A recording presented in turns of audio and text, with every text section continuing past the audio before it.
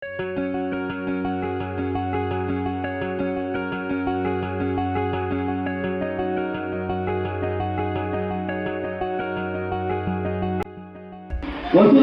కుటుంబకం. బహుశా అంటే చాలామంది రకరకాల పేర్లు, రకరకాల ఈజీగా క్యాచ్ అయ్యే పేర్లు పెట్టినా కూడా మనం ఇంత కష్టమైన పేరు మనకంటే కష్టం ఉంది కదా. వసుధైవ కుటుంబకం కష్టమేనా? కానీ ఇది ఏంటంటే ప్రపంచం మన వైపు చూస్తుంది, భారతదేశం వైపు. మీరు కూడా వింటారు, వీరు ప్రధాని మోదీ కూడా చాలాసార్లు వాడుతారు పదాన్ని వసుధైవ కుటుంబకం అని. వసుధైవ కుటుంబకం అంటే వసుధ ఏవ కుటుంబకం అన్న 3 పదాల కలయిక. ఇది మహా ఉపనిషత్తు అని చెప్పేసి ఒక ఉపనిషత్తులు ఉంటాయి. ఇప్పుడు చెప్పారు ఉపనిషత్తులు చెప్పారు మీ తెలుగు మాస్టర్లు, ఉపనిషత్తులు చెప్తారు కదా, దాంట్లో మహోపనిషత్తు ద్వారా తీసింది. అంటే ప్రపంచం మొత్తం మన కుల మతాల భేదాలు లేకుండా ప్రతి ఒక్క భాష భాషనే కావచ్చు. నెక్స్ట్ ఇంకో విషయం ఏంటంటే మనుషులే కాదు, రకరకాల జీవాలు కూడా, అంటే మొత్తం ప్రపంచంలో ఉన్న ఏవైతే 24 లక్షల జీవాలు ఉన్నాయో అన్నిటి కలిపి కూడా కుటుంబం అనేది. దానికోసం అందరూ బాగుండాలి అనే సదుద్దేశంతో ఇది ఏర్పాటు చేయడం జరిగింది. అంధకారంలో ఉంటే మనకు వెలుగుని ఎవరు చేస్తారు? స్కూల్లో ఆచార్యులందరూ వెలుగు చూపిస్తారు. అదేవిధంగా జ్యోతిర్గమయ అంటే ఈ ప్రోగ్రాము మీలో ఒక అవేర్నెస్ తీసుకురావడానికి పెట్టినటువంటి ఒక ప్రోగ్రామ్. వసుధైవ కుటుంబకం కింద ఇది ఒక ప్రోగ్రామ్. పిల్లల్లో చైతన్యం తీసుకురావాలి, వాళ్ళకు నాలెడ్జ్ పెంచాలి అనే ఉద్దేశంతో పెట్టుకున్నటువంటి ప్రోగ్రామ్ జ్యోతిర్గమయ. అబ్దుల్ కలాం చెప్పాడంటే ఏవైతే పిల్లల ద్వారా మనం వ్యాప్తి చేస్తామో, పిల్లల్ని వెళ్ళేసి పెద్దవాళ్ళు చెప్తారు, ఆటోమేటిక్గా సొసైటీ బాగుపడుతుందని ఆలోచన చెప్పారు. దానికి మనం ఏమంటే శిక్షణ పేరు పెడుతున్నాము. ఇలాంటి కార్యక్రమాలు స్కూల్కి వెళ్ళి చెప్పే కార్యక్రమాలని మనం జ్యోతిర్గమయ అనే పేరులో తీసుకొస్తాం. ఇది మనం పిల్లల ప్రార్థన చేస్తుంటాం. అసతోమ సద్గమయ, తమసోమ జ్యోతిర్గమయ, మృత్యోన్మ అమృతంగమయ. ఇది శ్లోకం చదివింటారు, కలం చదివింటారు. దాంట్లో మనం ఏంటంటే తమసోమ జ్యోతిర్గమయ. తమసోమ అంటే ఏంటి? చీకటి.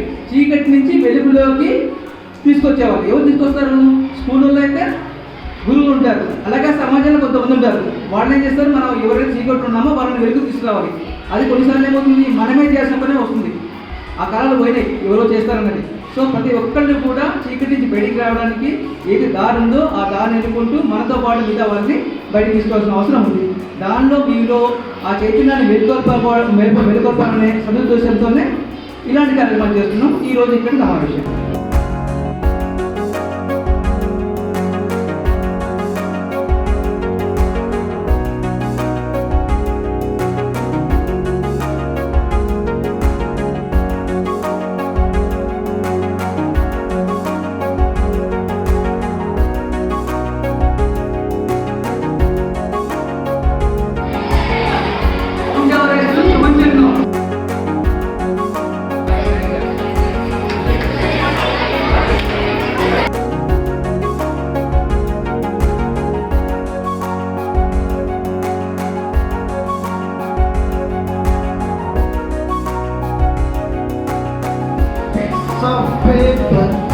Of paper lying on the ground,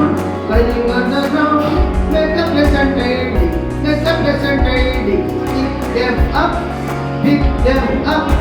pick them up, so pata towel and water please, so pata towel and water please, merrily wash your dirty face, merrily wash your dirty face. మరియు పాల్గొన్న విద్యార్థులకు అందరికీ నా శుభాశీస్సులు. ఇలాగే మనకు గ్రామీణ లెవెల్లో నుంచి తాలూకా లెవెల్, తర్వాత డిస్ట్రిక్ట్ లెవెల్, స్టేట్ లెవెల్లో కూడా మీరు మంచి క్విజ్ కాంపిటీషన్లో పాల్గొవాలి. ఈ ప్రాథమిక ఉన్నత పాఠశాలలోనే కాకుండా కాలేజ్ లెవెల్లో కానీ డిగ్రీ లెవెల్లో కానీ వెళ్ళి మంచి పేరు తీసుకోవాలంటే ఈ స్కూల్కు. Thank you. చాలా మంచి ప్రోగ్రామ్ని ఎంపిక చేసి మన పాఠశాలలో ఏర్పాటు చేయడం జరిగింది. ఇందులో మనం ఆ కాలుష్యానికి సంబంధించి చాలా వింటుంటాము, విన్న తర్వాత ఏం చేస్తాం, మర్చిపోతున్నాం లేదా పాటించట్లేదు. సో కాలుష్యం అనేటప్పటికి ఏమొస్తుందంటే ఒకటి ముఖ్యంగా కెమికల్స్, రసాయనాలు. రెండవది ఏంటంటే అతి భయంకరమైనటువంటిది ఈరోజు మన ముందున్నటువంటిది ప్లాస్టిక్.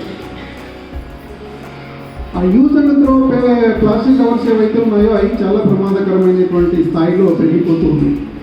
ఒకటి మానవులకు పరోక్షంగా, ప్రత్యక్షంగా జంతువులకు, భూమిపైన ఉన్నటువంటి కానివ్వండి, జంతువులు లేదా జలరాశులకు కానివ్వండి, చాలా ప్రమాదకరమైనటువంటి స్థాయిలో తీసుకొచ్చి పెట్టాయి.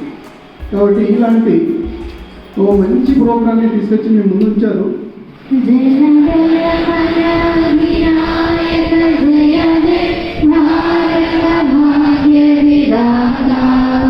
పంజాబ సింధు గుజరాత మరాఠ ద్రావిడ ఉత్తర గంగా వింధ్య హిమాచల యమునా గంగా ఉచ్చల జల శిఖరం